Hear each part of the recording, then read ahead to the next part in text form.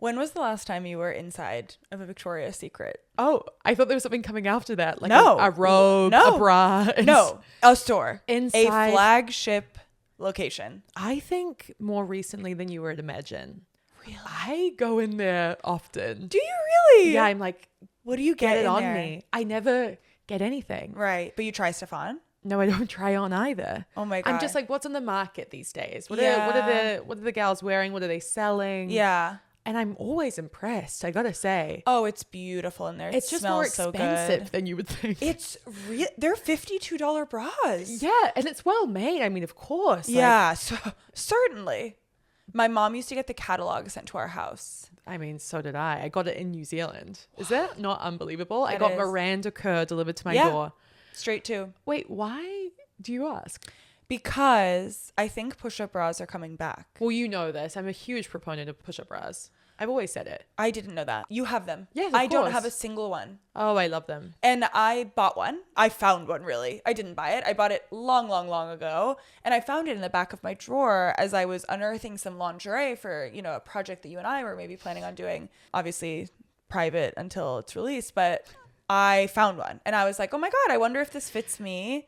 And I put it on. And I've never looked better. I'm sorry, you make the project we're doing sound like a sex party. It sounds like a triple X sex party, or maybe like an erotic shoot.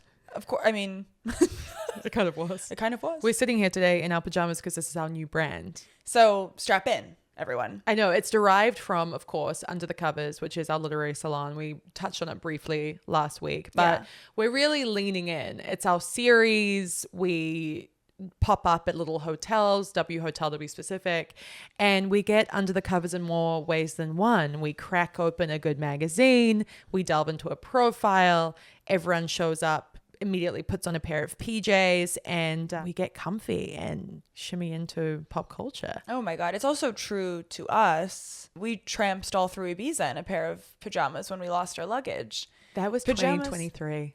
That was 2023. I mean, that video of us doing shots together, linked arm in arm. We did a lot that year. We did a lot that year. We started this podcast that I year. know. We went to Coachella that year. We went to Switzerland that year. We were on a mountain in Switzerland that year. Yeah. And then to an island in Ibiza. To an island in Ibiza. Off the coast. We were alive. We were alive. We were alive. And I just feel like, you know, we do loungewear. We love it. And I have to say, it's affecting me greatly to be in comfy clothes here. We sort of were finding our footing. And I don't think a pair of jeans is it. You always wore a high-waisted jean, and I always was, I tipped my hat to you every time you showed up. No. I was in a sweatpant, you in a high-waisted jean, and I thought, my God, she has to kind of zip into that. Yeah. Yeah. Corseted. Yeah. Horrible.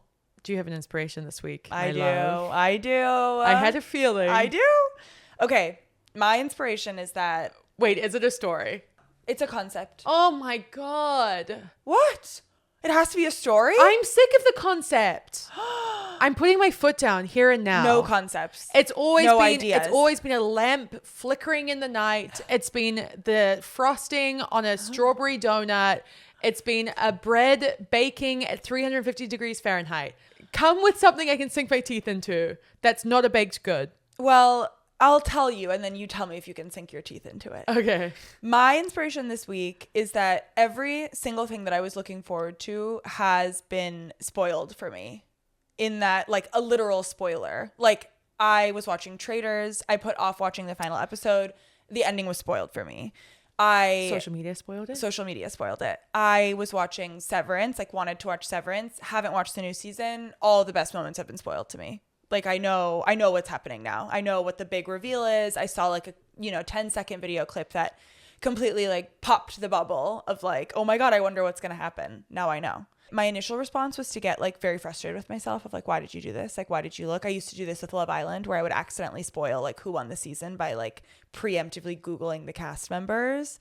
And I've grown since then and I feel at peace with the spoilers. Well, you can't put a movie in front of me without me Wikipediaing everyone and everything in it. Mm-hmm. I'm on the plot. I am reading the actor's life story. I want to know which small English town they were They're from. raised. Yeah, of course. I want to know the year they were born, what their parents did for a living, their romantic interests from high school. I want to know it all. Yeah. And I will not rest until I do. I want to know why that is. I think it's an anxiety response. I've heard spoken about that before. Yeah. It's like a control. It's a control thing. Yeah. It drives everyone in my life absolutely nuts that I have to know, but I feel a lot safer when I do. Yeah.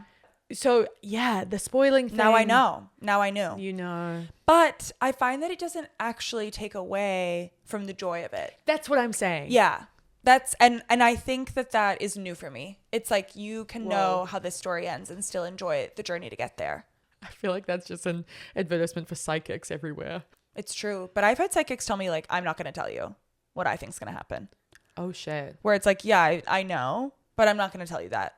They're like, we get it all wrong. Like there are many paths and I see one possibility of a path, but like at any moment you could kind of change and go a different direction. So I'm not going to like burden you with an idea.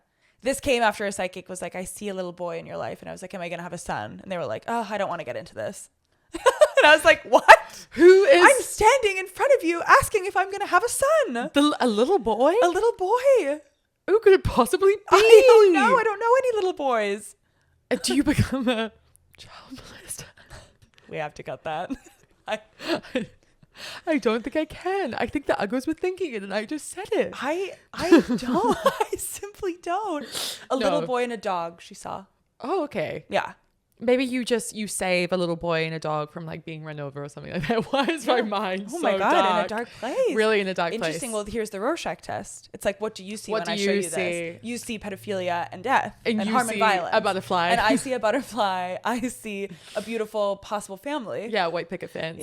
I get told the nicest things from psychics. I always have. I had a psychic tell me about Chris. Oh my God. And saying, you're going to meet this man. You're going to live by the water with this man. I was living in New York at the time. So I thought, Dumbo? Yeah. Perhaps. Could it be? And it was like, this man loves the ocean. And so every date I went on, I was like, how do you feel about the beach? You like the beach? I specifically remember asking this guy. And he went, I'm not the biggest fan of sand, if that's what you're asking. And I went, okay. But not for me. Yeah, she told me his, nationality, everything. I heard everything. And yeah, I mean, you were there in New Orleans when I got my full reading. They're very kind. They were very kind to you. Kind of outrageously kind. Yeah, and not to everyone. Not to everyone. Some people they pointed to and they were like, oof. It's bad. Jesus. Looking bad for you. Yeah. I don't know if that was because it was my birthday. It was on another level for me there. It was. The thesis was definitely like, you have it all going for you and you can do no wrong. Yeah. Star. Yeah. Star. Whoa, shining bright. I know. Like it was that. Yeah, it was that. Really crazy. Fabulous. No, it was fabulous is right. Yeah. What was crazy about that psychic though is that she thought you and Chris were together. Yes. So she doesn't know everything. So she doesn't know everything. It did also feel, and I very rarely, I don't think there's anything fun in testing psychics, no. like, doing like bait dangling, but it did occur to me halfway through because we sort of all shuffled into this room and sat randomly. Yeah. I don't know why Chris wasn't next to you. No, I don't know either. I think it was just that we were kind of like panicked and trying to find our seats. It was like a musical chairs kind of game.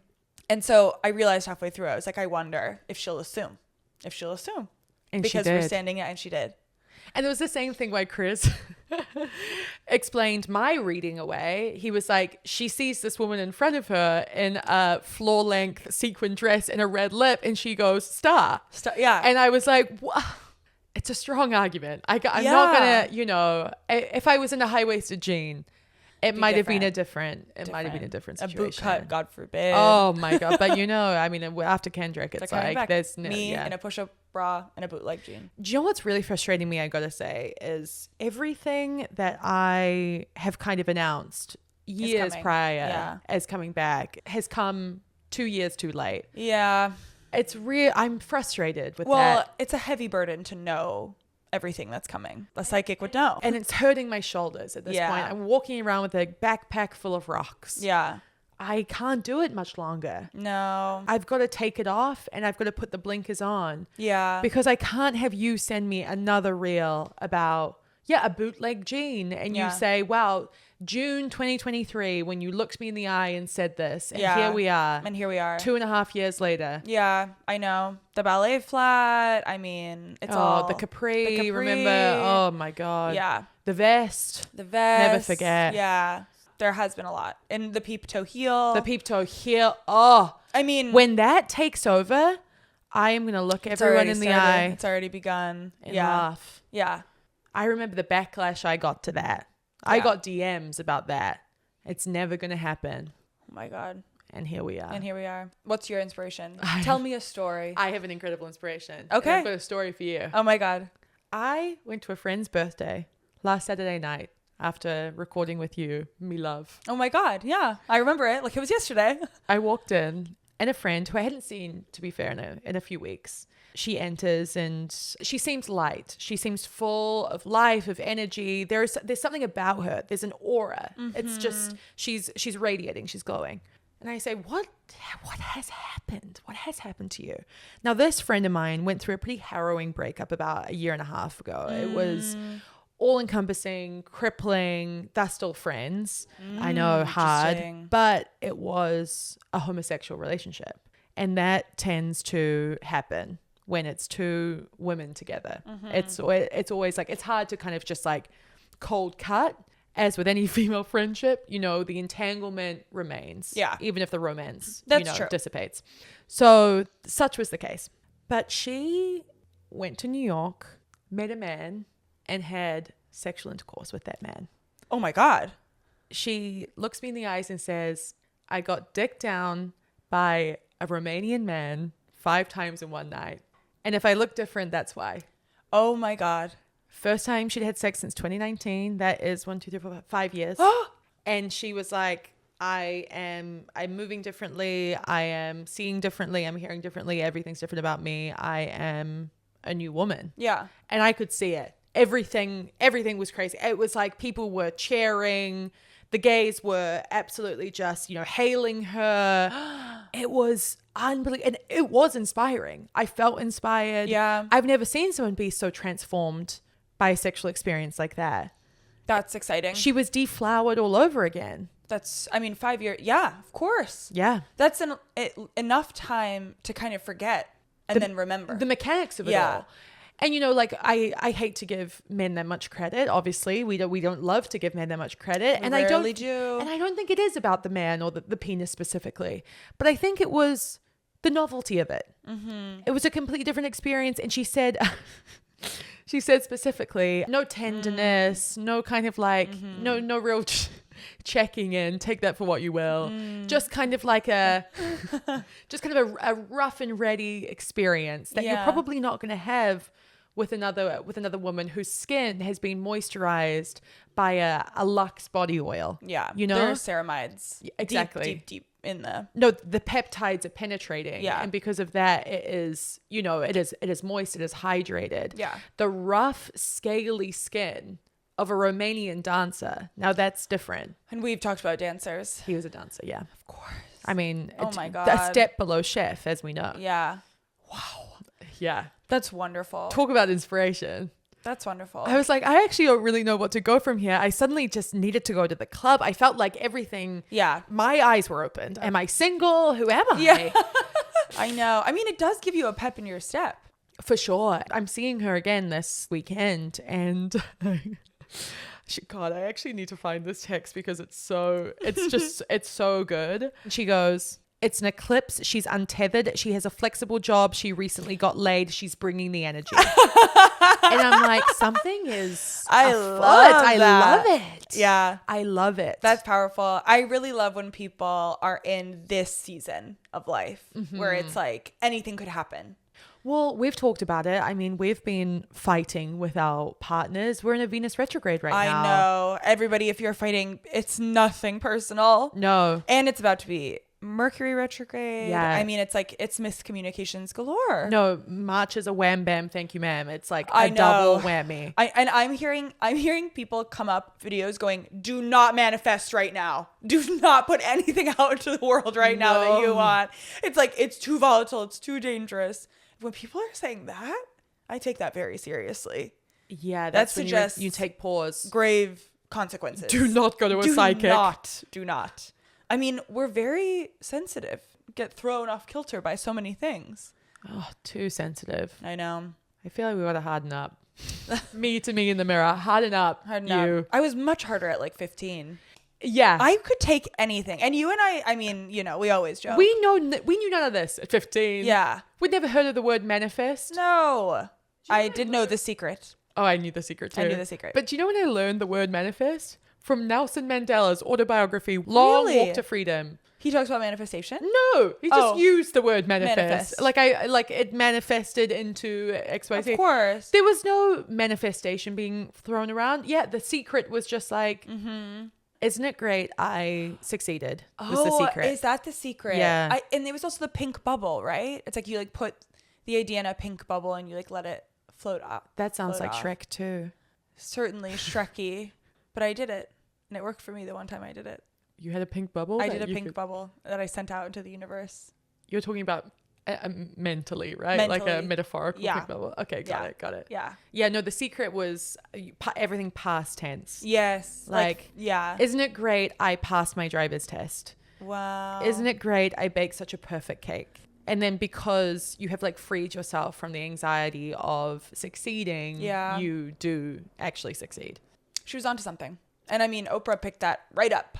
Oh. That's how I learned about it. On an Oprah, I like came home after school and it was, the author was being interviewed by Oprah on the screen. Have you seen the controversy over Mel Robbins' let them theory at the moment? Yes, I have. What's your take on that? It's so tough. I mean, it feels like a real internet, like, because... Wait, give some background. Okay, so the Mel Robbins let them theory is like, she's also a podcaster and just like psychologist. I think pop psychologist, Pop right? psychologist. Or maybe we'll look up her credentials in a moment, Yeah. but very popular, very like large fan base. And there are many videos of her, you know, guesting on other people's. Not a psychologist. Not a psychologist. Is she like a Best-selling coach? author, podcast host, and former lawyer.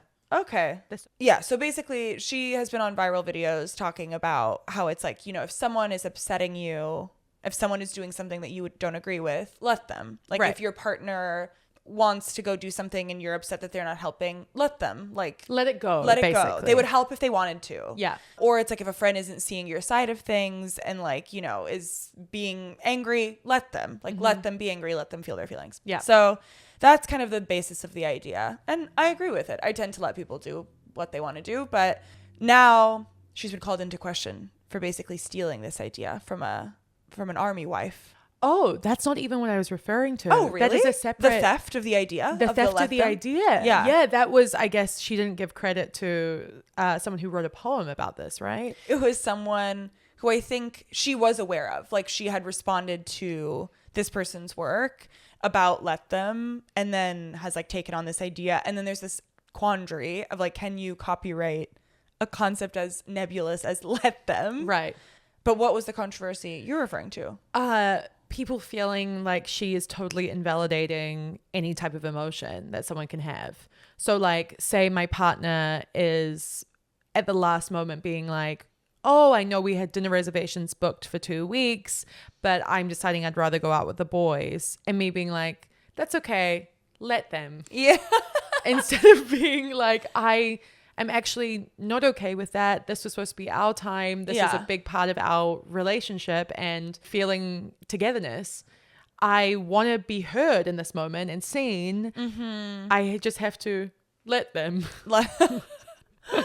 And that's what the conversation has become. Oh my God. So feeling totally invalidated emotionally through the let them theory. Oh, there's certainly something there. I also feel like everyone really is on the spectrum of like how much control they need to have at all moments. When other people are having bad days or like someone else is stressed, I can't just let them be stressed. I need to like do something or help them or like go run an errand on their behalf. And then I find myself at death's door because of it. That's so true. That's always how I've taken it. But in that example, that feels crazy to just let them. Yeah, you can't always let them. It's not applicable to everything. No. But that is how she is philosophizing it, right? That's they don't want to text you back. Let them not. Yeah. You know? Which is hard. Have you had to call in a friend in that way? For not showing up for me in any kind of way? Or Yeah. Ooh. That's a tough conversation to have. No, I tend to distance. You tend to let them. I tend to, oh God, Oh, I no. let Oh, them. no, you let them. I let them. My biggest pet peeve, the thing that hurts me the most is when people don't physically show up. Yeah. Like if I invite people to things and they don't come is my, like, it's the biggest grievance because I always show up and I don't know why I do. Like, it's like, you can cancel, dude. That shouldn't be the be all end all. Yeah. But it gets me the hardest when people cancel. Yeah. Cancel last minute. How dare you? Yeah. I do that too. I love nothing more than to hold other people up by the ruler of myself. Like, Yes. I would never do this. I would never do this. I would never do this. And we've got to stop. We've got to stop. It's flawed. It's a flawed system of measurement. Also, because you and I, the ruler we're holding ourselves to is very tall. Sharp. Sharp and tall. So we're impaling we are- ourselves every day. We can't stop. But talking about a woman who loves to philosophize. Yeah. My God. She loves a theory. She loves to think. She really wants people to know she's more than a pretty face. Today is Emily Ratajkowski, and believe it or not, with the exception of maybe like Kim Kardashian, this is our first influencer. I can't believe that. I know, model, influencer, author. She wears many hats. Emily Ratajkowski is so interesting.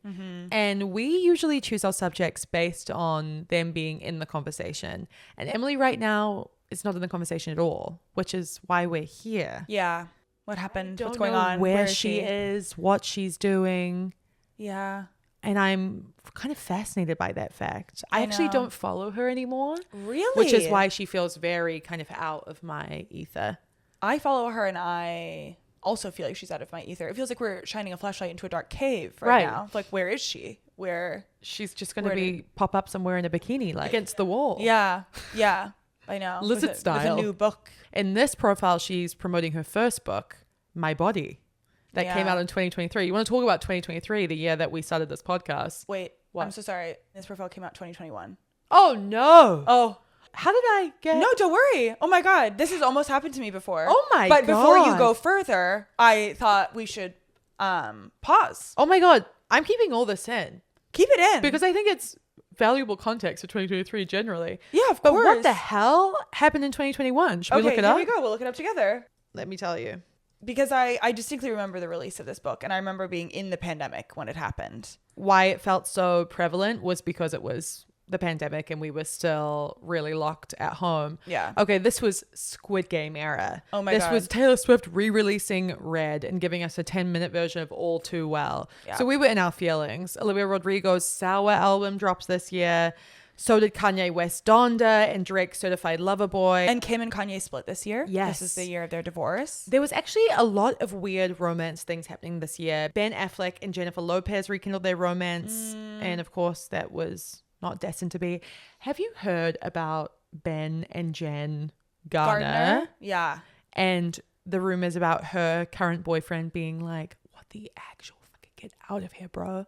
No, but I imagine that I would be feeling like that too. Yeah, he's trying to win her back. And the current boyfriend is just like, you need to step the fuck back before I blow you up. I feel like she won't go for it. She's gone on interviews before, basically being like, I She's adore learned. him, She's but learned. I can't do it. This was the year of the Astroworld Festival tragedy. That was horrific. The Bernie Sanders mitten meme became iconic this year. And Y2K fashion made a huge comeback. It was low-rise jeans. It was baby tees.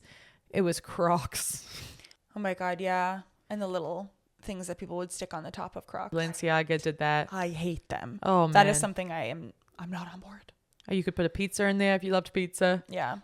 It's like you don't need to express yourself on the tip of your toe. It was the new charm bracelet. Yeah. Bama Rush took over TikTok, and NFTs and the metaverse exploded in popularity. I had to write an article on NFTs, and everyone I interviewed, I said, explain NFTs to me. And no one really... Correct it. I don't understand. Non-fungible token Yeah. is what I will say to you. Owning a digital image that no one else owns, but everyone else can look at, but only free? you own. But you own it. You pay. But it's free for everyone to else. look at. Yes. Yeah. You paid for it. Yeah. Everyone else can look at it, but it's yours, but you can't touch it. Yeah. Does that make sense? Mm-hmm. And if I wanted to steal it, I could hack it. I think that's it. I think that's as close as you're going to get. No, that feels right. That feels And I good to me. think because it's such a flawed concept is the reason they really don't exist anymore. R.I.P. to the funky chimp or whoever that was. Oh, right. Someone who did very well off of an NFT is Emily Ratajkowski, and we Yeah. will get to that. God, chill out, Ivana. Yeah. Me sitting here quietly, soft smiling. What? Simmer down. I'm trying. Okay. This was written by Andrea Long Chu, and she is the only one who could have written this profile. She is a writer, critic, and prominent figure in discussions about gender, sexuality, and contemporary culture. She's well known for her essays and cultural critiques related to personal and social identity, specifically about her body and femininity. She wrote an essay called Girls I Know that was published in the New York Times. And she's also gay. And I think that makes a huge difference here. Because I think if a straight man or a straight woman were to profile Emily Ratajkowski, you'd be getting a very different type of profile. I think what you're getting here is the closest thing to objectivity that is possible. So interesting. So interesting. And it is objective. It's as close as you can get. Yeah. Because I think it is clear that this writer finds her beautiful. Certainly, I'm sure, attracted to her. I'm sure. But what? Am I treading dangerous territory here? I think you're treading dangerous. I think so. Imagine though, if for you to interview like Diplo and then someone to be like, she's 100% attracted to him. But I think they'd probably be right. Like, if you were to garner that from my writing, you might be right. Like, you might read my G-Eazy profile and be like, I think this writer is probably attracted to him. Yeah. Totally plausible that this writer would be attracted to Emily Ratajkowski. She is one of the most beautiful women in the world. Yeah. But if you'd let me finish, Of course. I'm saying she's maintaining a professional distance, Yeah. which a straight man is likely incapable of doing. Oh, yeah. I mean, and the forum doesn't really reward that. It's like, it rewards commenting on like the state of her cleavage that day and like fullness of her lips. For sure. And there's an animosity, I think, and an envy that a straight woman would kind of come with. Yeah. That this queer woman doesn't have. She's able to look at it from a more like kind of bird's eye view and recognize that within herself, kind of be within and without in this, like be in it and not in it, and like see her through both lenses. It's like a real 360 view. It's like it's like one of those what are they called on the red carpet? Glam bots? It's a glam bot. This is a glam bot. It's a glam bot profile. 100%. And I remember some of the other pieces out about Emily Ratajkowski at this time. And it was a lot of like, hello, we've got a new feminist warrior on the scene. And it was just a lot because, I mean, in many ways, I think the writing was better than people were expecting. Like, her essays were fully formed. Yeah. And it's very hard. It's hard to write a book for anyone. And it was like, we've misjudged this woman. Yes. Like, let's give her flowers. Yeah. This is an incredible piece. We haven't done one like this in so long. No, and this it's is nuanced. It sends and you it's- down a rabbit hole of cultural commentary, critique. I'm just going to dive in. It starts here. The Emily Ratajkowski you'll never see. With her new book, the model tries to escape the oppressions of the male gaze. So our writer is keeping some of her secrets. And it shows Emily Ratajkowski almost barefaced, seated at a table, profound, in an oversized blazer. Body not showing. She is the most covered up she's probably been in a photo shoot in a long time in the New York Times Magazine. Yeah, bare nails, bare everything. Yeah. I'm not going to tell you what the hostess said to Emily Ratajkowski, Andrea writes. Instead, I will tell you this. We're having lunch at a restaurant. We consult the restaurant's menu, which boasts many items. Ratajkowski, a model who first became famous for appearing naked in a music video, orders something. I, who have never been in a music video, but have been naked many times, also order something. We remark casually on the restaurant's ambiance, noting its proximity to various locations. I turn on my recorder. Each of us is wearing clothes. We're here to talk about Ratajkowski's new book, My Body. In it, she reflects on her fraught relationship with a huge number of photographs of her body that have come to define her life and career. The book's marquee essay, Buying Myself Back, which describes how Ratajkowski ended up purchasing a print of her own Instagram post from the appropriation artist Richard Prince, was published to great notice in New York Magazine last fall. Ratajkowski also wrote that the photographer Jonathan Leder sexually assaulted her in his home after a photo shoot when she was 20. It's refreshing to see someone do something different. There's style in this intro. There's voice in the writing. It's something new already, like distinguishing itself from the rest of the writing about her and her book. It's also new for the New York Times because you so rarely get voice. Yeah. What do you make of that intro? I think it's addressing sort of like the elephant in the room immediately. It sucks the air out for everyone that's like, but blurred lines. Like, but she got famous being naked on a music video. It's like, I'm going to address this up front so that we don't have to do the thing where she spends like 400 words talking about her writing practice, waking up every morning and sipping on Earl Grey with a little dash of almond milk. And that's how she wrote her great work. And then doing a thing where it's like turning back the clock. You might remember Emily Ratajkowski from Robin Thicke's Blurred Lines video. And everyone's just waiting for that the whole time. That like the Earl Grey writing routine is being discussed. Well, it's fascinating that she's introducing herself. The first letter is I. Mm-hmm.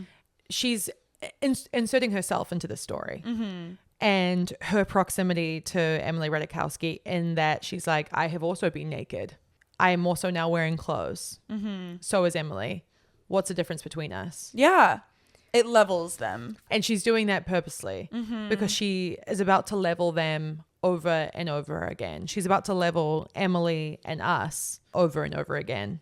At lunch, Ratajkowski explains that New York Magazine took Buying Myself Back from her book proposal. And in fact, she was working on my body without anyone but herself in mind. So she was writing this book on her phone, basically, organizing her thoughts, as she calls it. When any kind of inspiration struck her, she would kind of write a sentence. And she knows that she's in an impossible position as a model turned writer. In fact, she has spent her career dodging the backhanded compliment that she is a thinking man's naked woman. I find that interesting because I don't think she's a thinking man's naked woman at all. Mm-hmm. I don't think she's ever been positioned that way. I think she's been the naked woman's naked woman. Mm-hmm. Always. Mm-hmm. I think she's kind of been the lowest hanging fruit for a lot of men. Yeah, like the answer of like, who's your celebrity crush that results in rolled eyes. And it was Chris's when I first met him. He was Emily Ratajkowski. My question was, throughout history, any celebrity that you could kind of date, sleep with, whatever. And I literally had in my head my dream answer for him, which was Brigitte Bardot. Ava Gardner? Yeah. As in. Katharine Hepburn for me, please. Something about... Give me one Cleopatra. Yeah. And he literally said, I think that Emily Ratajkowski is pretty hot. And I was like, oh, be original. Yeah. Come on. But no, I remember her massive breakout in Blurred Lines. And it was, explosive. Yeah. There was not a man on the planet who hadn't watched those boobs bouncing over and over and over again. Mm-hmm. And the fact that it was so pornographic and on YouTube, I don't know, those two things felt so at odds in my mind back then. I just couldn't believe that existed. Yeah. Not on Pornhub. And then I don't actually remember when she was like, but also Robin Thicke did grab my boobs. It was this. In this book. So this was interesting. Yeah. So only in this book did she reveal that she had this amazing time on set. Yeah. With the exception of feeling uncomfortable when Robin Thicke put his hands on her bare breasts. Yeah. And that made international headlines, obviously. And it did nothing for Robin Thicke because he'd already been photographed grabbing women's asses. Do you remember seeing that photo? Yes. The mirror photo? Oh my God. Of him with a fan, and they were in front of a mirror and he's grabbing her ass and you can see it. Horrible. Insane to be caught red hand, no pun intended, like that. A mirror. Yeah. Because you never would have seen it. No, of course. What that man was getting away with. My God. He seems horrible. Okay, and speaking of horrible men, Andrea brings up a profile that Emily sat for a few years before. Thomas Chatterton Williams lavishly praised her breasts while expressing surprise that she had read Robert Bolaño's daunting novel 2666, or is that 2666? I'm unfamiliar. We haven't read it. I am not the thinking man's naked woman. I'm not embarrassed. An irritated Ratajkowski tweeted her exhaustion with profiles that have boiled her down to she has breasts and claims to read. The writer Thomas responded like this: "Let me just get this straight. I got paid to go to the Cap d'Antibes, which is where Sophia Richie got married, by the way, and talk to Emily Ratajkowski in a hotel overlooking the Mediterranean because my wife got the assignment and figured I'd enjoy it more."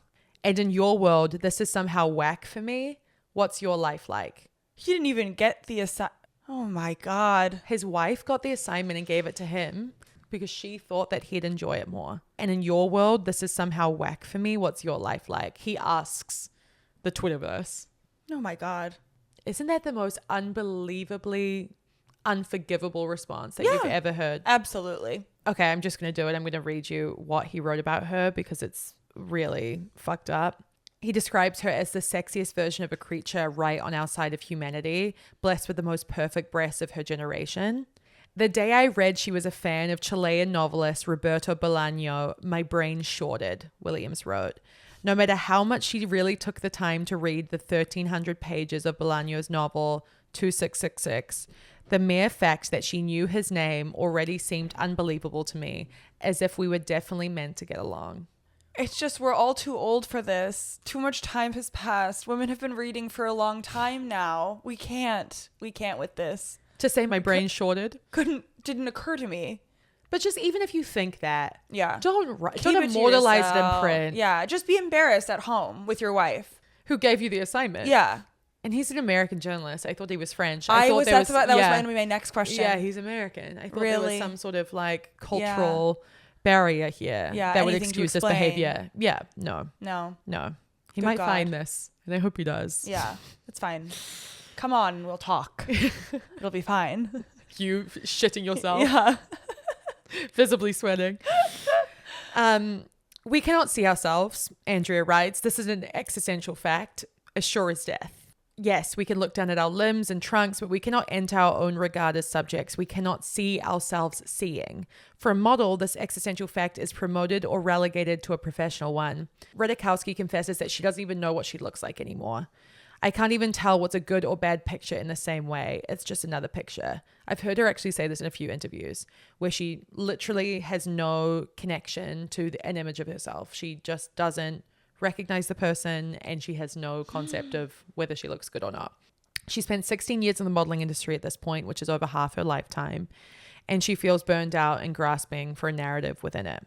She's also created a new mirror for glimpsing her own reflection with My Body. Some essays recount her hustle as a young model in troubling situations with powerful men, and others are a long feminist reply to an email from a photographer who has bragged about discovering her.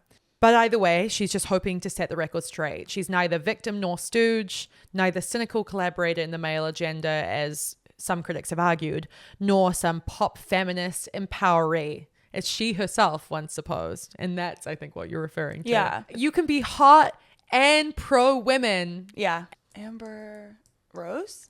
And on Amber Rose's slut walk. Yeah. You can be at the White House with your pink pussy hat on and nips out. It's true. At the strip club. And we know that to be true. But that's what she was. That's what she was the face of. She was made the president of that. Right. But today, she is just a girl, Andrea writes, standing in front of 28 million Instagram followers, asking them to take her seriously. Whether she'll succeed remains to be seen. I'd actually really love to know how many followers she currently has. Oh, yeah. Oh, my God. 29. Oh, my God. She hasn't grown at all. Wow. I think that is really profound. I do think that this was her at her peak. Not to say that maybe another one won't come later or, something may happen. I was impressed with her performance in Gone Girl. I think that, she could find her way back to the screen. You were impressed by her performance in Gone Girl? I think so. No. I mean, it's been years since I've seen it, but I remember thinking like she is playing to me like someone real. She's playing like a real person. She was just topless gyrating on him. Like she didn't really do much. Right. I thought there was like one emotional scene. Inventing scenes of Gone Girl that didn't actually happen. Neil Patrick Harris survives in your version of Gone Girl. And he's the hero. So I do think that we're catching her at her peak here. Yeah, but I'm not shocked. Not growing. That's true. At all in 4 years. 1 million. Yeah, but that's not a lot. Look at Addison Rae. Yeah, it's true. Double. So she's trying to reassert control of her image at this point. In the book, Ratajkowski remembers asking for a mirror when she was in labor so she could see her body. I wanted to witness its progress, she writes. This is a modest goal and equally profound, especially for someone who is looked at for a living, to regard oneself without preconception or judgment.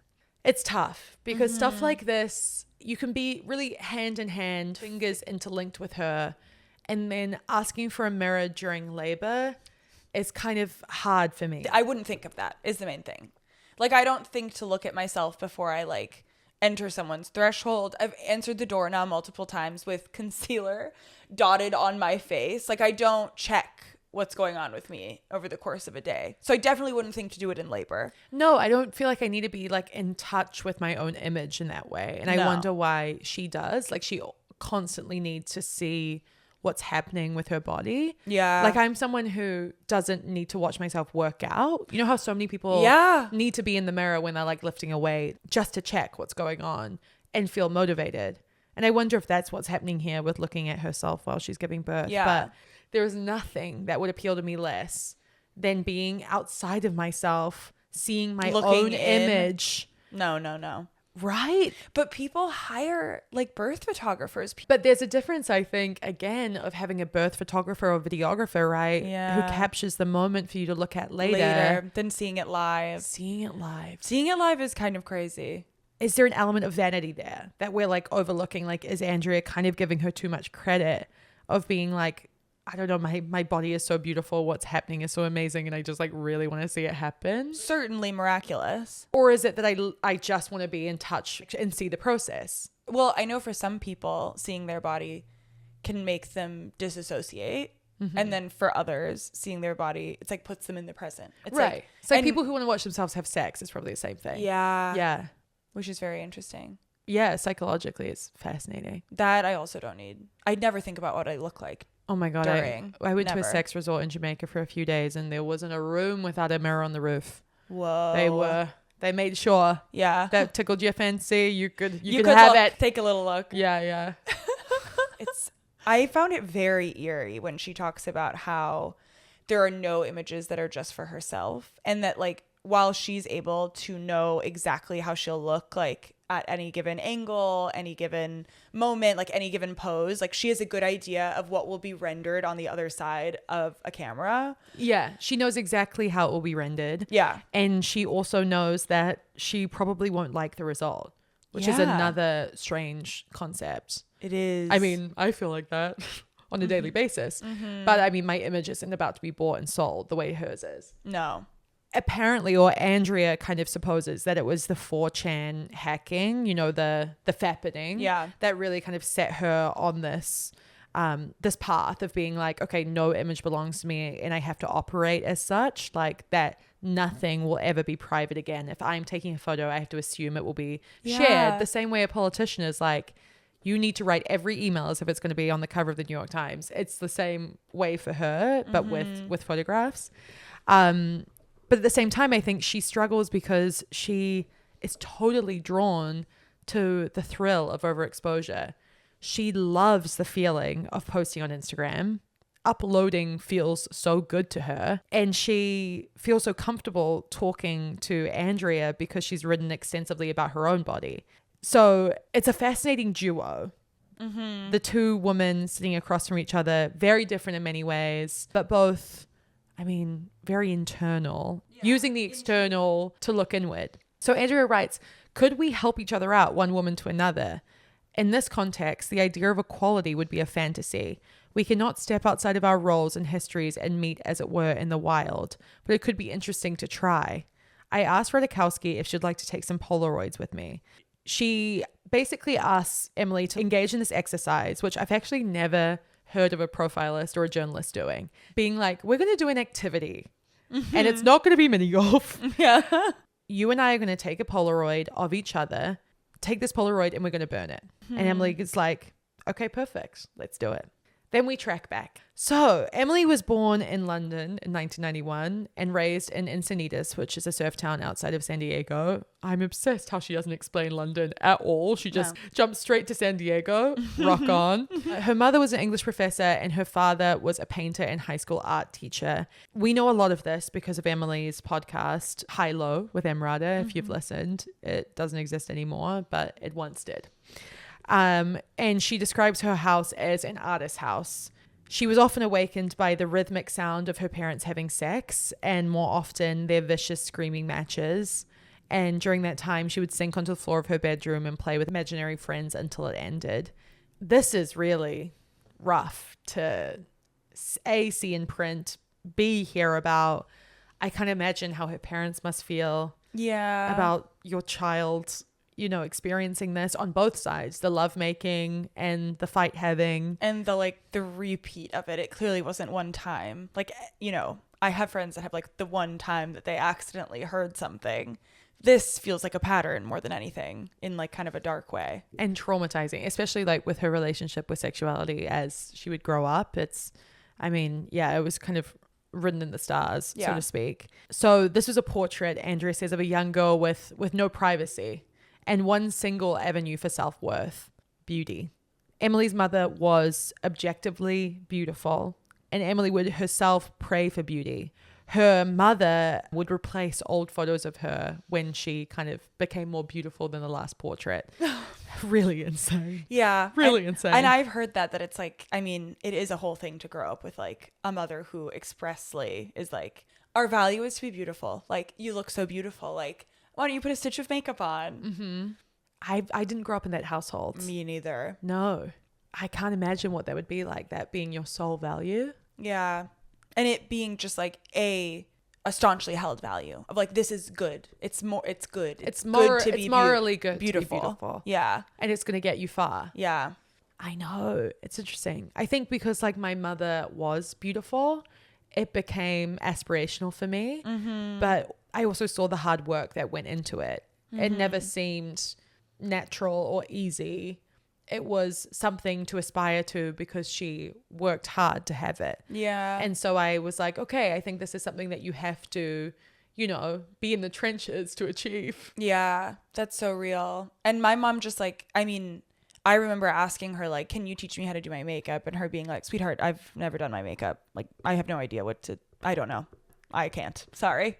So like the hair, the makeup, like anything that I was like, you know, like I'll figure out how to straighten my hair or whatever, like that was done totally alone. My mom like never had time, had no interest in anything that was like beautifying, like, you know, getting done up for something. Like that was like not in her purview. Wow. And you also didn't have an older sister. You were the older sister. I was. So I learned how to do hair. Still don't know how to do makeup, but hair, I've got hair. I did my sister's hair for all of their homecomings. And you're getting better at makeup every day. I love your makeup these days. Oh my God, thank you so much. It's a real project because I really didn't learn it in high school when I feel like a lot of my friends like figured out the cat eye and like did eyeliner. I learned makeup from YouTube videos. Like I learned That's what makeup I've heard. from watching Tanya. Yeah. If anyone knows Tanya, she was a British influencer and I love that girl. Oh, maybe I should go back and like look at the old ones. Honestly. Maybe that would be very fun for me. It's like we did a cut crease, we did a cat eye, we did a contoured cheek. It's like we learn all these things. Yeah. I just threw on foundation that was like a shade too light. Oh my God. And that was that was my makeup. But so did I. Yeah. I mean, looking at those old photos, I'm like, oh, being tough. Educated doesn't save you. No, it doesn't. It doesn't. It does. It's like anything. Yeah. It's like you can't like watch someone play Fur Elise and then get on the piano and just bang it out. Know, you know, what it is to practice and the importance and the history of classical music. That doesn't help anyone. No. Play the song. No. You just have to keep trying to play it. Yeah. And it's going to sound bad for a long time. I know. And most people stop. It is hard. Mm-hmm. So she became a model because she was freaking hot. Yeah. She was hot really, really early on, like 14, she was hot. So when she graduated from high school, she studied art for a year at UCLA and then dropped out to pursue model full time. But she'd already been traveling back and forth from San Diego to LA. It was like a 2-3 hour drive. She appeared fully naked for the first time on the cover of Treats, which was like an artsy Playboy imitator in 2012. She liked to tell friends that the French word for model was mannequin. And she was like, I'm a mannequin for a living. And it was the Treats pictorial actually that caught the eye of Robin Thicke, who recommended her for the music video for his 2013 single Blurred Lines.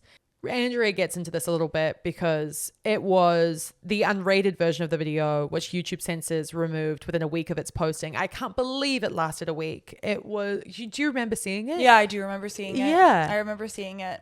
It's unbelievable. I mean, what a marketing strategy to have two versions and keep that up for as long as it lasted. Mm-hmm. Blurred Lines arrived at the peak of the feminist blogosphere. Yeah, 2013. an unfederated group of scrappy writers and websites, Jezebel, that's my commentary, that approach the crude oil of personal experience with the blowtorch of moral certitude. Oh, that's a great line. Yeah, That's a great line. And bloggers seized upon the video as an emblem of rape culture. I know you want it, sang thick, a declaration of predation, putatively excused by the nudity. I gotta say, Andrea is riding her way out of the goddamn boondocks out here. She is riding circles around us. It's like tasty mouthfuls. Slapping the mashed potato on the plate and being like, you want another one? Yeah. I'll hit you with another one. I'll hit you with another one. Yeah. You're not finished? It's You're still be hungry? A hearty meal. You got room for dessert? It's coming. The controversy rocketed a bewildered Ratajkowski to international fame. She says, I, and more specifically the politics of my body, were being suddenly discussed and dissected across the globe by feminist thinkers and teenage boys alike. And that is a really apt observation. She's goddamn right. You've got teenage boys wanking over her. You've got feminists burning her at the stake.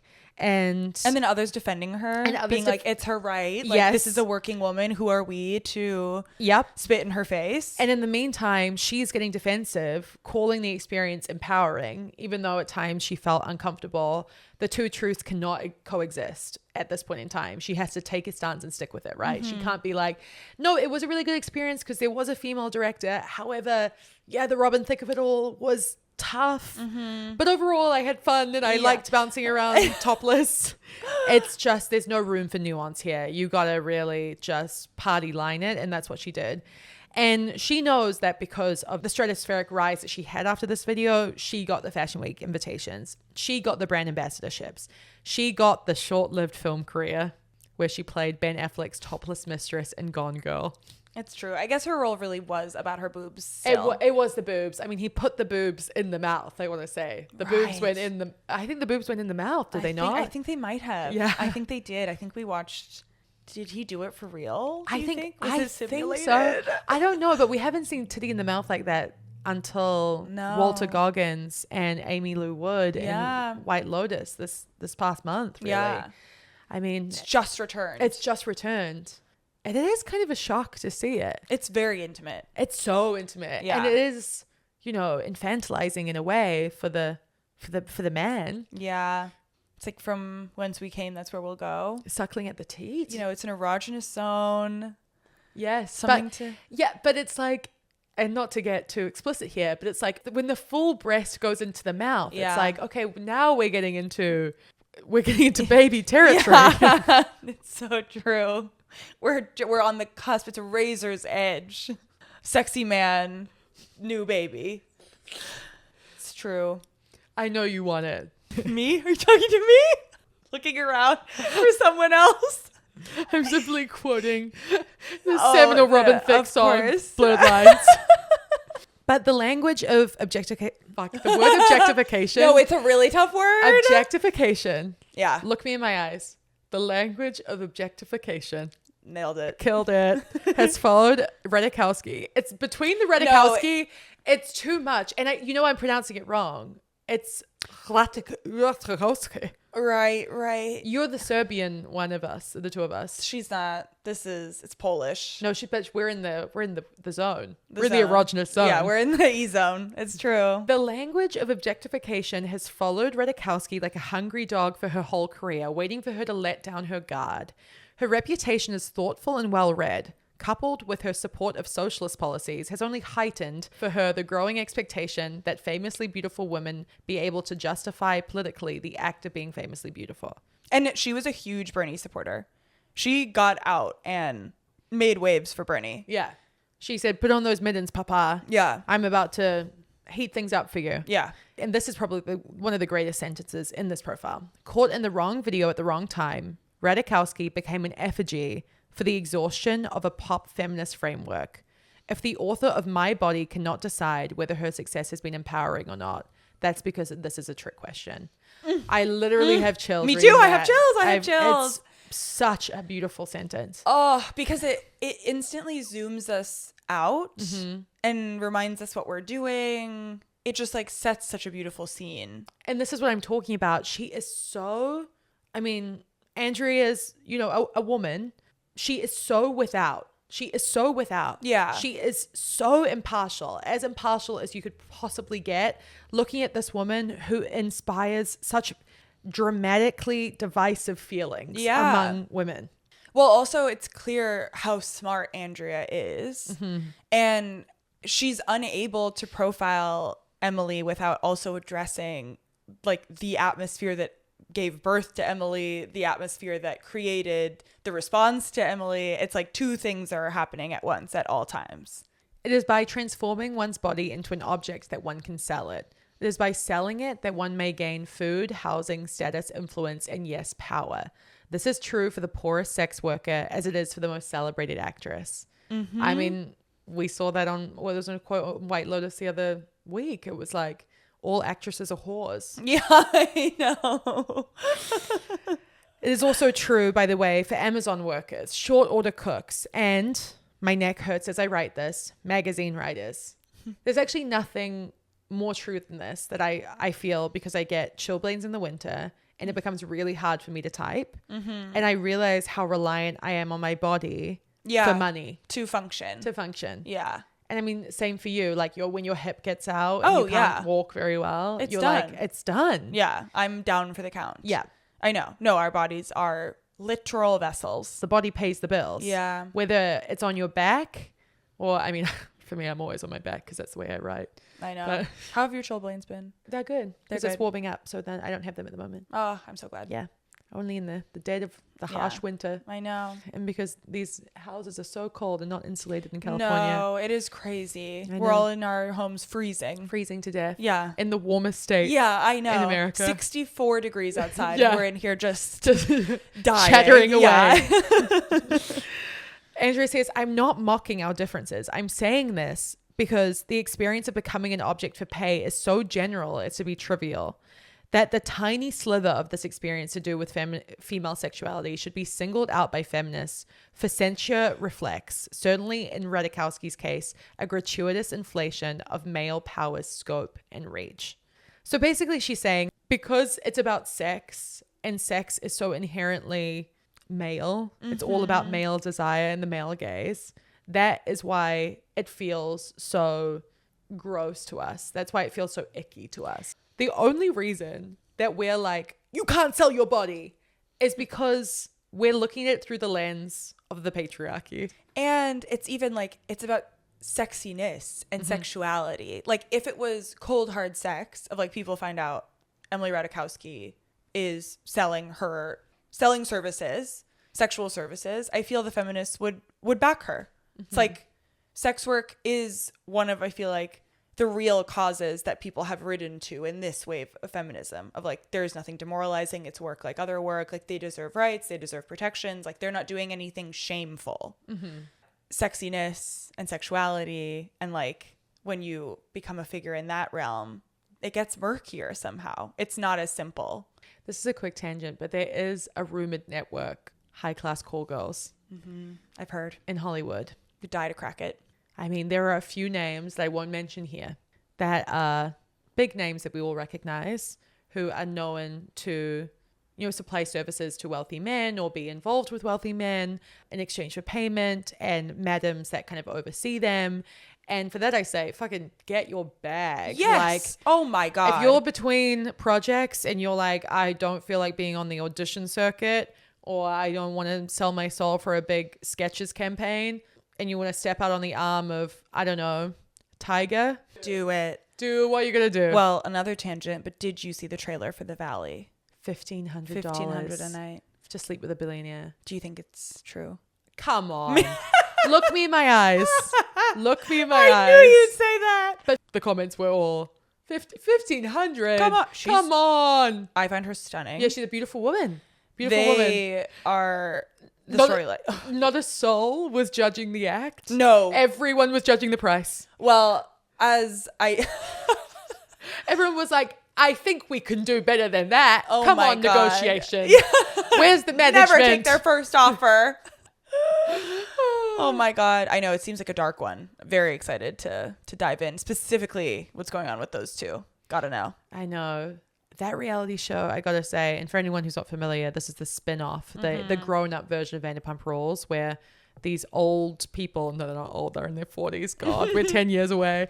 They're in their 40s, but they have children, and the stakes are so high. It is terrifying. They have small children and coke habits, and their marriages are falling apart, and everyone's handsy. Everyone's grabbing ass. It's left and right. My God. Really, really scary. Yeah. But back to my body. Back to my body. And Ratajkowski. Let's bring it back to our the body. bodies. Back to the bodies. Ratajkowski is really obsessed with women, she says. And maybe that is because men are so obsessed with her. But she says when she arrived to the set of Blurred Lines, she was really excited to see that there was a female director. The crew was like pretty much all women for hours. Robin Thicke wasn't even there. So she was like having the best time. Running around, being naked with her friends, dancing. It's very clear actually, even when viewed today, that the Blurred Lines video is a parody. Like it's making fun of sexy music videos. It's so unsexy. And it was only when Robin Thicke actually showed up and he cupped her bare breasts that she felt truly naked for the first time that day. She was so ashamed that it took years to call it sexual harassment. Of course, those allegations were quickly leaked from her book, and they have cast Ratajkowski as a helpless victim. There's been a lot of sad sexual incidents in both her childhood and her adulthood. When she was a child, she was raped by her first boyfriend, who later died. Obviously, her nudes were leaked on 4chan. She describes this man, Jonathan Leder, who published naked Polaroids of her, as digitally penetrating her. She didn't end up suing him because she was like, it's not worth it. But he did respond to a fact checker at New York Magazine saying that her allegations are too tawdry and childish to address. That this is a girl who was naked in Treats magazine and bounced around naked in the Robin Thicke video at the time. You really want someone to believe she was a victim. Okay. I don't know if you've seen her Treats cover. I haven't actually. It's very tasteful. I've got it right here. Oh, please show me. It's very, very tasteful. Honestly, the thing I'm most worried about are her ribs. Oh, wow. I mean, yes, she's naked, but this is not like... It's Helmut Newton. Yes! It's gorgeous. It's black and white. It's black and white. I would pose like that and post it tomorrow. Yeah, exactly. It's like, imagine if someone cited this as a reason of like, there's no way this person could be a victim. There's not a sack, crack, or nothing on there. There's nothing on there. No. What a response. This guy is a bad dude. I'm going to say the third bad dude, I think, to crop up in this. She has been really hard done by a lot of men. She obviously inspires a very visceral response in men and women alike. And it must be kind of hard to walk through the world as her. The girl's just trying to make a buck. I know. I mean, what is that quote? It's like if one woman told the truth about her life, you'd never be able to stop crying. Yeah. This list is similar than the list of like a lot of friends of mine of just like, and then when I was 13, this did happen. And then I guess when I was 21, there was that one awful night. And I can't imagine what that would look like if you were a model. I've had conversations with women, but just very casually was like, I've been roofied multiple times. I woke up in the woods. Like, just very, very casual. And what they're describing is a near-death experience. Yeah. Certainly.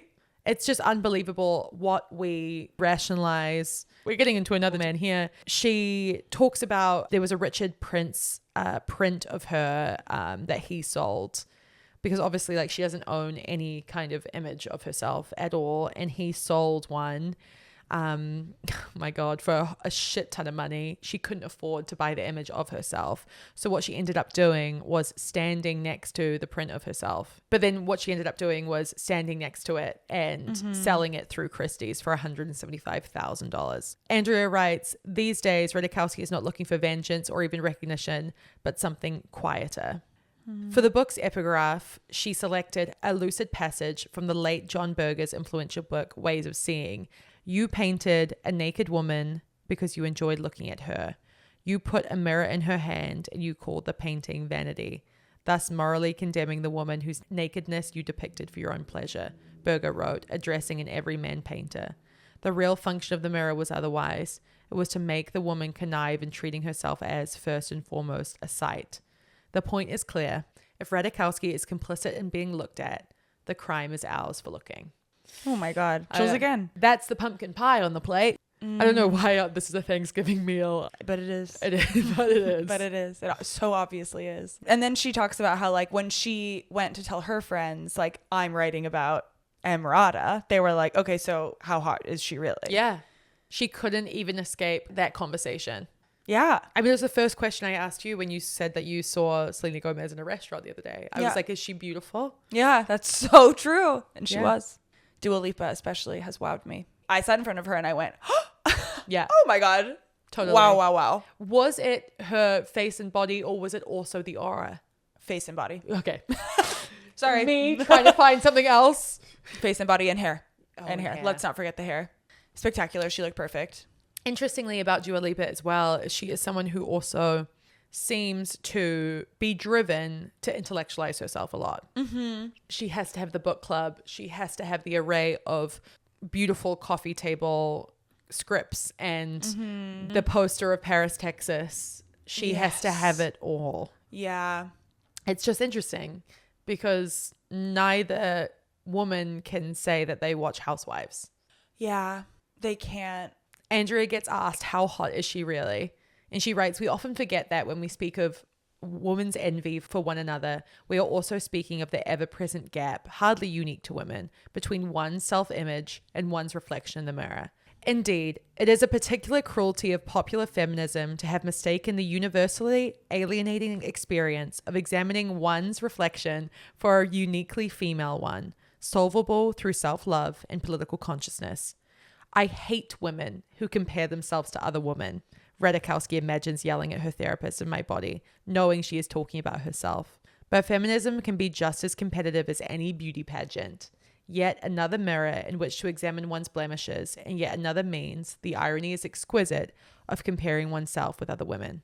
This is really interesting to me, this pullout, because I think that the conversation around like Botox and injectables, the way that it has been downgraded now to like hair dye, where it's so much more accessible, has become so much more accessible.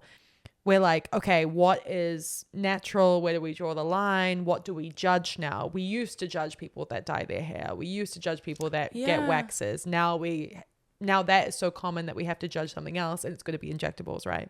That being the new conversation has kind of poked holes at this same type of feminism where it is competitive. To be a good feminist, do you give in to the beauty standard, which again, you know, rewards youth, or do you age and make aging the norm? Yeah. Aging as rebellion. What do you do? What is the morally correct way forward? And is feminism being able to make the choice? Technically, yes. Or is feminism being rebellious and aging? And I think that is putting a lot of women in an uncomfortable position. Whereas it shouldn't. Your politics shouldn't be on your face. It should be what you want to do, period. The hair dye thing is so interesting. That did used to be controversial, of like, she dyes her hair. What a harlot. And spray tans. She gets spray tans. Yeah. And in 20 years' time, who knows what it might be? It might be, yeah, but she has a nose job. Yeah. You know, there's kind of no telling what qualifies as natural and what the next standard of natural is and like should be, and whether we can discount women for not being natural enough. I mean, I get really frustrated when I hear people say like, you know, Kylie Jenner is so beautiful, but she's so plastic, you know. That's really frustrating to me. Yeah. Yes, she's had a lot of work done, but she is, in the eye of every beholder, the objective standard of beauty, almost universally so. Through Of this day and age, for sure. almost in every day and age, I would say, back to Egypt, ancient Yeah. Egypt. She is, Yeah. you could drop her pretty much in any decade, in any era, and she's almost fitting the standard of beauty, I would say. That's true, which you can't really do with Kate Moss. You drop her in Renaissance times and they say, where are your little rolls? You look so sad and poor. Yeah. Yeah. You got to pack it on. That was beauty. That was wealth. I know. And the fact that comparison exists for all of us in all time frames, like even that Emrata had a girl that she like aspired to be, that she talks about. Yeah. She had a girl who was cool in the Gone Girl sense when she was growing up, Sadie, who would just be like eating burritos and getting high and hanging with the skater boys. And that was Ratajkowski's North Star of like, this is the coolest girl I've ever met. But she just kind of like loved this girl, and then also had a really bad experience where even though her relationship with Sadie had this like sexual charge, and I love that Andrea kind of like really leans into this relationship with Sadie. That's why I'm kind of bringing up the attraction. That's why like I think that's there, because I don't think you would lean in so much to like a homoerotic experience. And she says now, like, I don't think it was true homoeroticism, because I think everything was through the lens of like boys seeing them and liking them together. But she was in bed one night with Sadie's boyfriend and Sadie, and while they were all supposed to be asleep and Sadie was definitely asleep, Sadie's boyfriend rolled over and grabbed Emily's boob, and then she never told Sadie, and she had a real moral quandary there of whether or not to tell her, because she knew even as a teenager that if she did tell Sadie or she found out, that she would just instinctively blame Emily. And that's just a really interesting kind of like road to think about what it meant to be touched by this guy, feeling kind of validated, feeling beautiful, that like despite the fact that he had the most perfect girl in Emily's eyes, he still wanted Emily. I know the quote, I told myself that in choosing to reach over Sadie's body to touch mine, Mike had complimented me. And that's real. That is real. That's like youth also. I mean, I remember it feeling complimented when I used to get like catcalled on the street and be like, thank you. It's still a compliment, even though it makes you feel uncomfortable. And it's also certainly like a, I don't know, it's like basest kind of like expression of desire, screaming out like, I think you're hot. Nothing complicated attached. No. And there's something also very like brave about it. Yeah. Like, and I think you like, I don't know, it's so uncomfortable because you feel suddenly so perceived, where you realize that you are like interacting with the physical world. People are seeing you. People are seeing you. And you're seeing them. But you can never see yourself, as Andrea wrote. It becomes complicated, and now I'm 30 and being like, how much longer will this last? Will I yearn for a day that I'm catcalled? Will I miss these days? Right now I'm like, fuck off, you know? But will I be like, thank you? And it's also really complicated being in a group and being individually singled out to be catcalled, how that makes other women feel when, of course, no one there wants to be catcalled, but no one doesn't want to be catcalled, you know? That's a really interesting conundrum. That happened to me on a street in New York, actually. No way. I was standing on a street and a man came up to me, grabbed me by the arms and said, I want to fuck you tonight. And I was standing there with 3 women and Stephen, my husband. And I found myself feeling, well, 1, just like annoyed, but 2, horribly self-conscious of wanting the other girls to also feel hot, or like that this was in some way a compliment that I had to like diffuse. And then one of them was really adamant that Steven should like chase after him and threaten him and like fight for my honor, and Steven was like, I'm not going to do that. That man is blackout drunk. Like I'm all good. For what reason would I follow him? And it was like this strange dynamic, and the self-consciousness was crazy. Me trying to do the thing where you like get a compliment in front of a group and you're like, no. Like, I'm so sweaty. No. Ivana, I had the exact same experience like 2 or 3 weeks ago. It's crazy. When I was in New Zealand after my friend's bachelorette party with the other bridesmaids and the bride. And I got singled out by a group of like college guys, a couple college guys, who called me by my dress, was like, you in the green, you're hot. And it was like, we kept walking, and it was kind of like, we can ignore this. We were kind of like, LOL.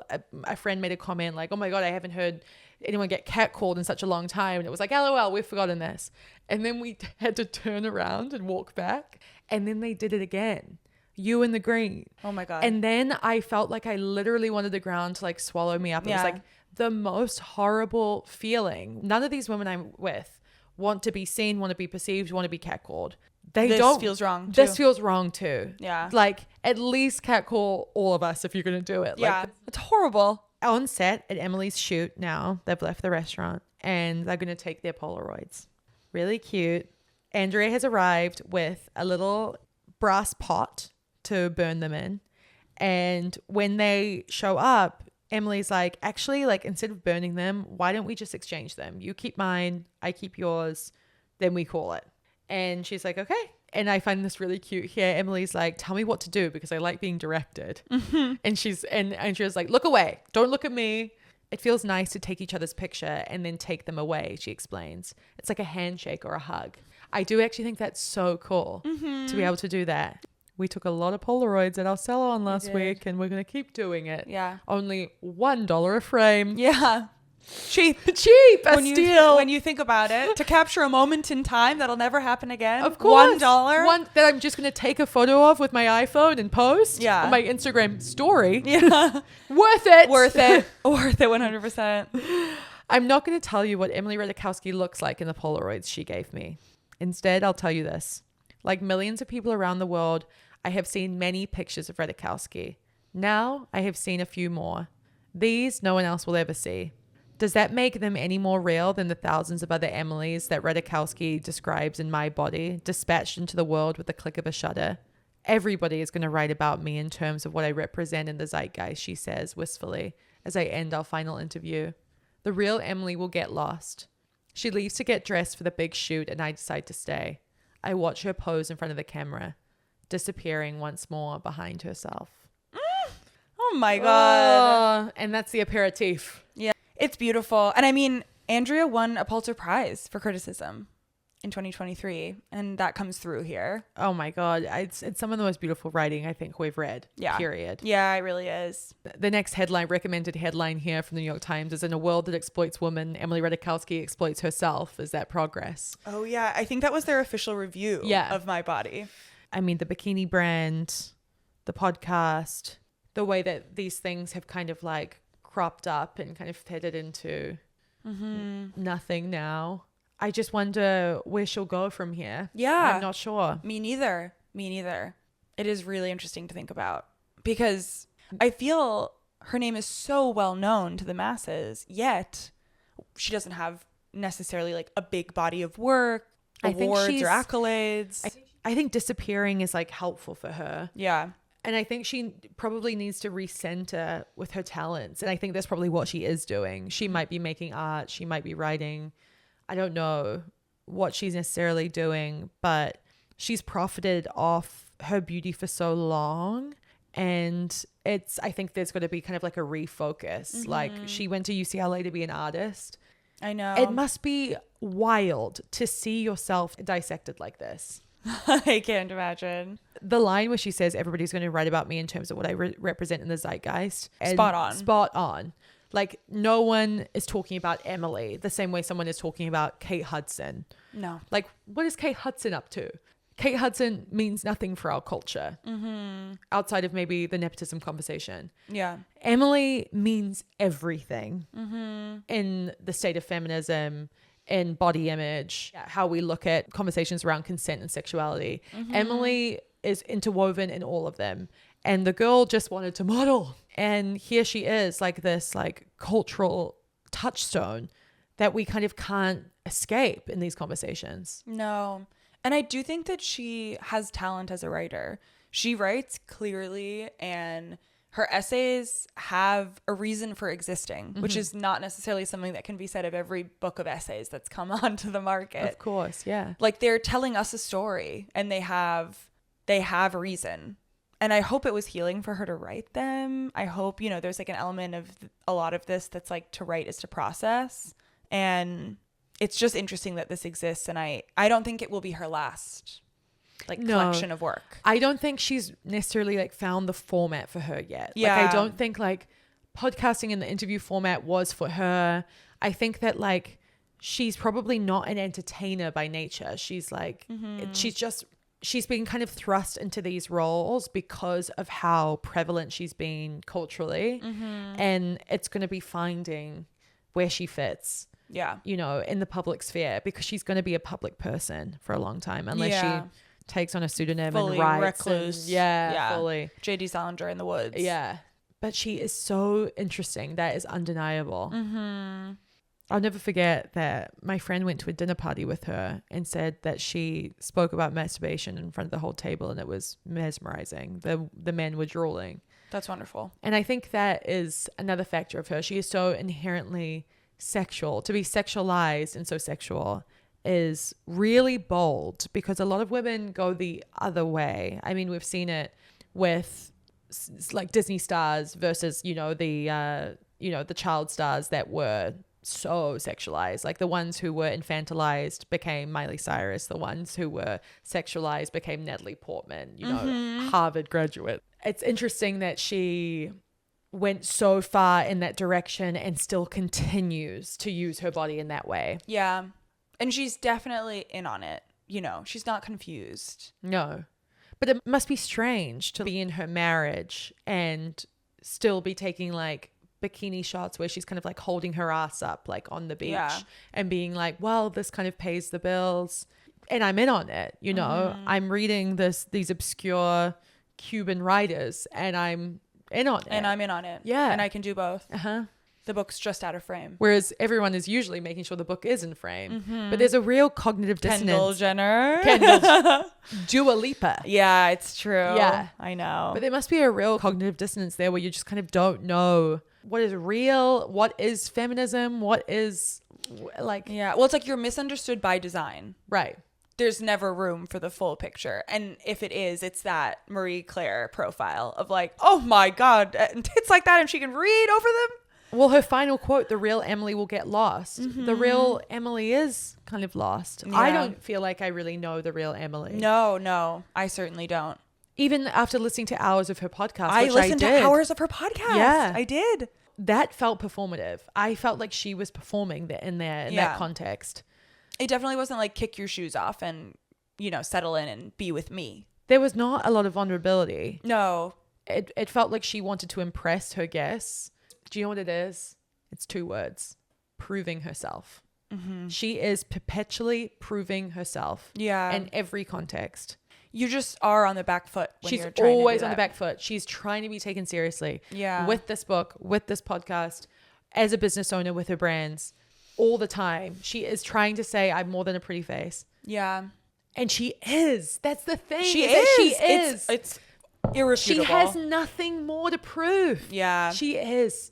It's like when you scream something from the rooftops, eventually people are going to stop listening. The lady doth protest too much. It's like we don't believe it when you're screaming it in our ear. Yeah. It's so true. It's like traitors. They voted out everyone who yelled a strong case. Yeah. They had the strongest argument and then they were the ones they let go. It's like you just have to be the least sweaty person in a room. Yeah. That's really the secret. It's like if you can keep your cool and just be like, I don't care either way. I could try to prove myself to you. I could try to plead my case, but it feels like everyone's just going to do what they're going to do. And then it's like, now I believe ya. Gabby Wendy. Yeah. You would be voting out another strong woman just because she's strong. I know. I mean, God. powerful stuff. I know. Remains an inspiration, to be sure. Chew on that Thanksgiving meal.